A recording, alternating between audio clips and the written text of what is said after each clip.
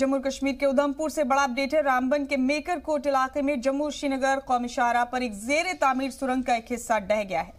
यह हादसा national highway पर खूनी नाले के पास हुआ है। बताया जा रहा है कि इस हादसे में सुरंग के अंदर 6 से 7 लोग फंसे हो सकते हैं। बचाव मुहिम अभी भी जारी है।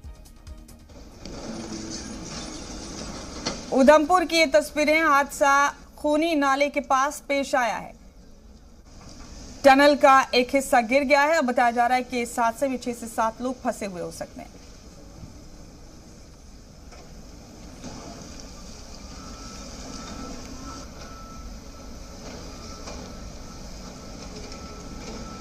जम्मू कश्मीर के उधमपुर में रामबन में मेकरकोट इलाके के जम्मू श्रीनगर कौमी शाहराह पर एक जेर तामीर सुरंग का हिस्सा ढह गया है।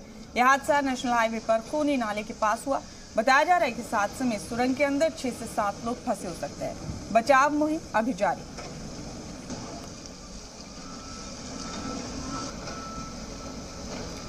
अहम तस्वीरें इस वक्त की रामबन से आप देख रहे हैं। बचाव मुहिम अभी भी जारी है। ये बड़ा हादसा पेश आया है खूनी नाले के पास कौमी शाहराह पर। यह टनल का एक हिस्सा गिर गया है और बताया जा रहा है कि यहाँ 6 से 7 लोग अभी फंसे।